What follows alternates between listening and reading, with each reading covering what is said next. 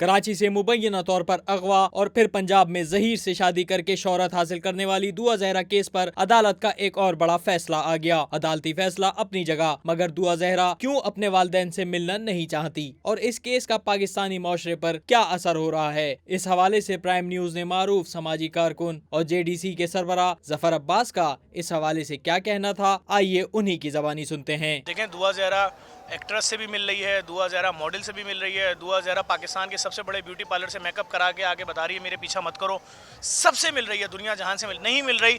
तो अपने माँ बाप से नहीं मिल रही है। उसके माँ बाप से मिलने के लिए कोई शख्स हुक्म जारी नहीं कर रहा है कि भाई ये लो इसके बाप को हथकड़ियों बेड़ियों में बांध के 1 घंटे के लिए तो बेटी के साथ छोड़ा जाए। और अगर इसी तरह मैं समझता हूँ, अगर ये इस तरह का कोई भी सिस्टम राइज हुआ कि 12 और 13 साल की लड़की गायब हो जाए 14 साल की, और उसको एक सिस्टम एक माफिया के बोले नहीं तो 25 साल की हो गई है,